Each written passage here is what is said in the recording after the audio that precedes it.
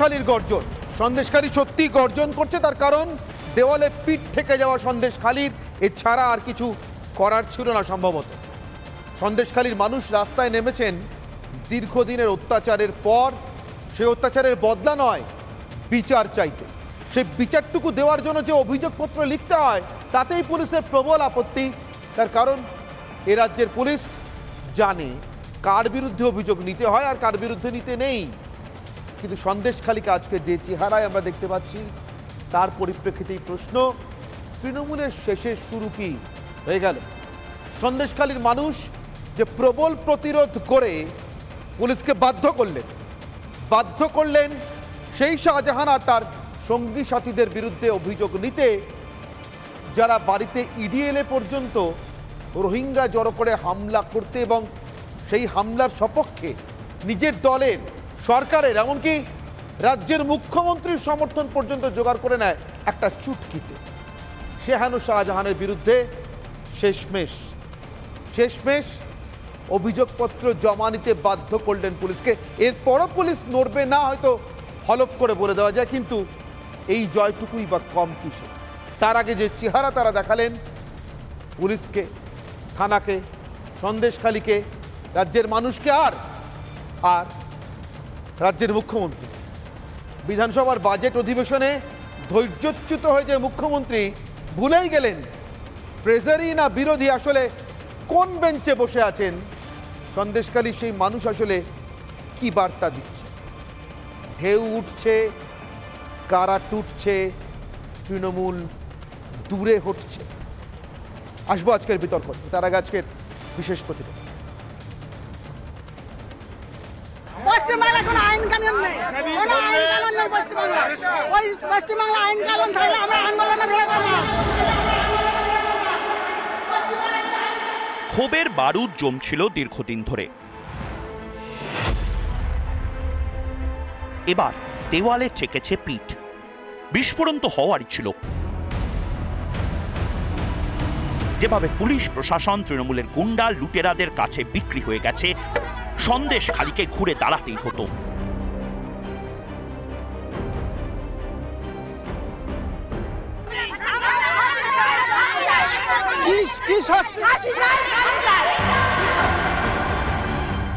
আমাদের কোনো কিছু হলে পুলিশের কাছে আইলে পুলিশ পাঠিয়ে দেয় শাহজাহান শেখের কাছে, শাহজাহান শেখ শিবু হাজরার কাছে।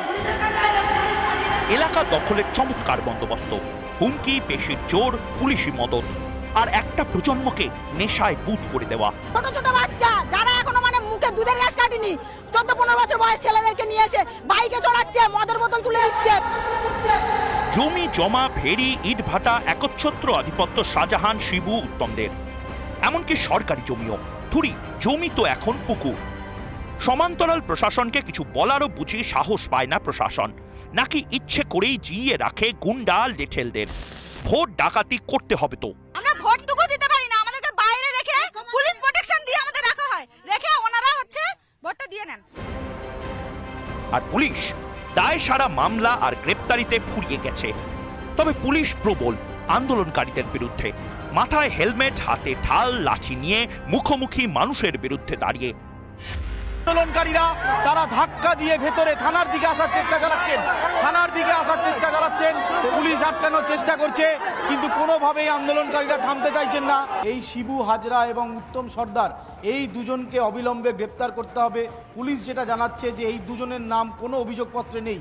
যে 3টে এফআইআর হয়েছে, 3টে এফআইআরের মধ্যে একটা পুলিশ সুমোটো করেছে, একটা অভিযোগকারী যারা আন্দোলনকারী তাদের তরফ থেকে এসছে, এবং আরও একটা শিবু সর্দার, শিবু হাজরা তাদের অনুগামীদের পক্ষ থেকে। এই 3টে অভিযোগপত্রে কোথাও কোনো নাম নেই।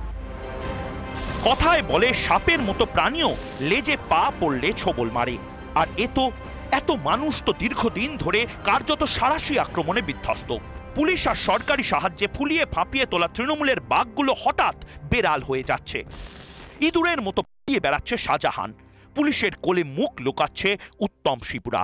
কিন্তু এটা বিজেপি পার্টি অফিস নয় যে বিজেপি রাজনীতি এখানে চলে। মানুষের জানবার অধিকার আছে, আমরা কি কাজ করছি মানুষের জানবার অধিকার আছে। অর্থনৈতিক পরিস্থিতি কি আছে আমরা ধিক্কার জানাই, এই রাজনীতি নোংরা রাজনীতি ধিক্কার জানাই। নন্দীগ্রাম মনে পড়ছে তৃণমূলের। নন্দীগ্রামের ক্ষোভ রাগ মনে পড়ছে তৃণমূলের। সন্দেশখালীকে তৃণমূলের নন্দীগ্রাম হয়ে উঠছে। সন্দেশখালী বলছে মমতা যাচ্ছে, সন্দেশখালী বলছে মমতা যাচ্ছে, সন্দেশখালী বলছে মমতা। রিপাবলিক বাংলা। আমার আজকের প্রথম প্রশ্ন, আমার প্রথম অগ্নিবাণ যা দিয়ে আজকের বিতর্ক শুরু করব।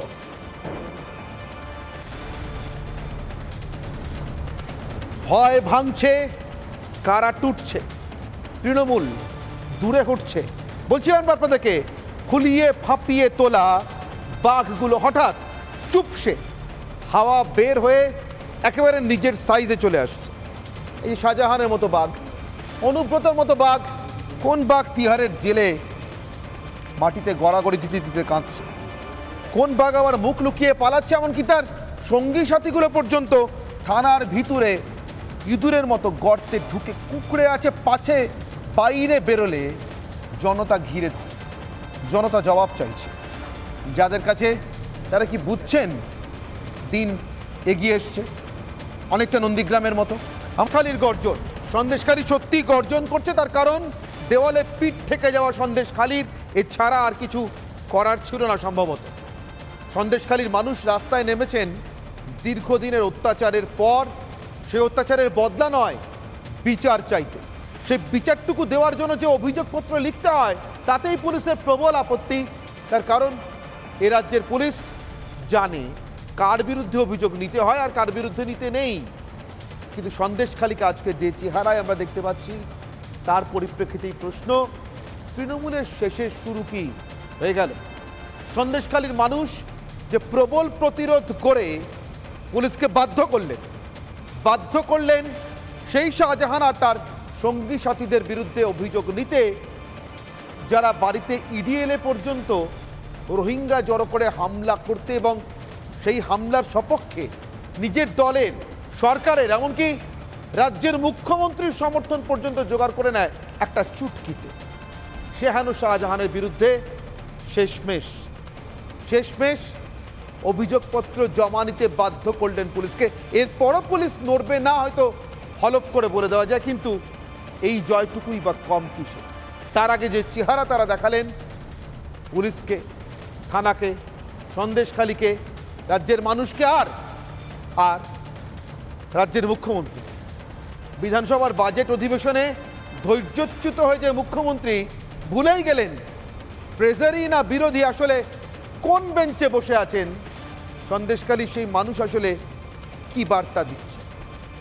ঢেউ উঠছে, কারা টুটছে, তৃণমূল দূরে হটছে। আসবো আজকের বিতর্ক, তার আগে আজকের বিশেষ প্রতিবেদন। পশ্চিমবাংলা কোনো আইন কানুন নেই, কোনো আইন কানুন নেই পশ্চিমবাংলা। ওই পশ্চিমবাংলা আইন কানুন থাকলে আমরা আন্দোলনে বেরোতাম না। ক্ষোভের বারুদ জমছিল দীর্ঘদিন ধরে,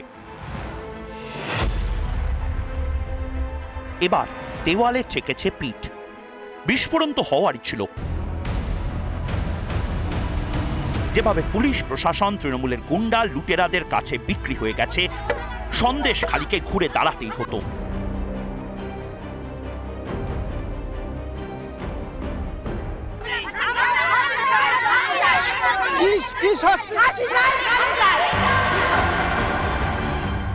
আমাদের কোনো কিছু হলে পুলিশের কাছে আইলে পুলিশ পাঠিয়ে দেয় শাহজাহান শেখের কাছে, শাহজাহান শেখ শিবু হাজরার কাছে।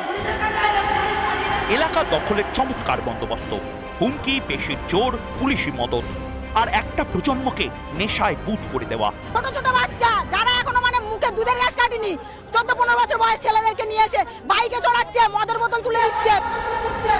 জমি জমা, ভেড়ি, ইট ভাটা, একচ্ছত্র আধিপত্য শাহজাহান, শিবু, উত্তমদের। এমনকি সরকারি জমিও। ধুরি, জমি তো এখন পুকুর। সমান্তরাল প্রশাসনকে কিছু বলারও বুঝি সাহস পায় না প্রশাসন, নাকি ইচ্ছে করেই জিইয়ে রাখে গুন্ডা লেঠেলদের। ভোট ডাকাতি করতে হবে তো। আমরা ভোটটুকু দিতে পারি না, আমাদেরকে বাইরে রেখে পুলিশ প্রোটেকশন দিয়ে আমাদের রাখা হয়, রেখে ওনারা ভোটটা দিয়ে নেন। আর পুলিশ দায় সারা মামলা আর গ্রেপ্তারিতে ফুরিয়ে গেছে। তবে পুলিশ প্রবল আন্দোলনকারীদের বিরুদ্ধে, মাথায় হেলমেট, হাতে ঢাল, লাঠি নিয়ে মুখোমুখি মানুষের বিরুদ্ধে দাঁড়িয়ে। আন্দোলনকারীরা তারা ধাক্কা দিয়ে ভেতরে থানার দিকে আসার চেষ্টা চালাচ্ছেন পুলিশ আটকানোর চেষ্টা করছে, কিন্তু কোনোভাবেই আন্দোলনকারীরা থামতে চাইছেন না। এই শিবু হাজরা এবং উত্তম সর্দার এই দুজনকে অবিলম্বে গ্রেপ্তার করতে হবে। পুলিশ যেটা জানাচ্ছে যে এই দুজনের নাম কোনো অভিযোগপত্রে নেই, যে 3টে এফআইআর হয়েছে, 3টে এফআইআরের মধ্যে একটা পুলিশ সুমোটো করেছে, একটা অভিযোগকারী যারা আন্দোলনকারী তাদের তরফ থেকে এসছে এবং আরও একটা শিবু সর্দার শিবু হাজরা তাদের অনুগামীদের পক্ষ থেকে। এই 3টে অভিযোগপত্রে কোথাও কোনো নাম নেই। কথায় বলে সাপের মতো প্রাণীও লেজে পা পড়লে ছোবল মারে, আর এত মানুষ তো দীর্ঘদিন ধরে কার্যত সাঁড়াশি আক্রমণে বিধ্বস্ত। পুলিশ আর সরকারি সাহায্যে ফুলিয়ে ফাঁপিয়ে তোলা তৃণমূলের বাঘগুলো হঠাৎ বেড়াল হয়ে যাচ্ছে। ইঁদুরের মতো পালিয়ে বেড়াচ্ছে শাহজাহান, পুলিশের কোলে মুখ লুকাচ্ছে উত্তম শিবুরা। কিন্তু এটা বিজেপি পার্টি অফিস নয় যে বিজেপি রাজনীতি এখানে চলে। মানুষের জানবার অধিকার আছে, আমরা কি কাজ করছি মানুষের জানবার অধিকার আছে। অর্থনৈতিক পরিস্থিতি কি আছে আমরা ধিক্কার জানাই, এই রাজনীতি নোংরা রাজনীতি ধিক্কার জানাই। নন্দীগ্রাম মনে পড়ছে তৃণমূলের,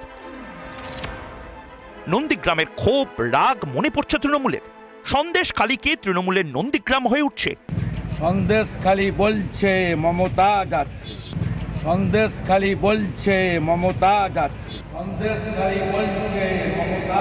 রিপাবলিক বাংলা। আমার আজকের প্রথম প্রশ্ন, আমার প্রথম অগ্নিবাণ যা দিয়ে আজকের বিতর্ক শুরু করব।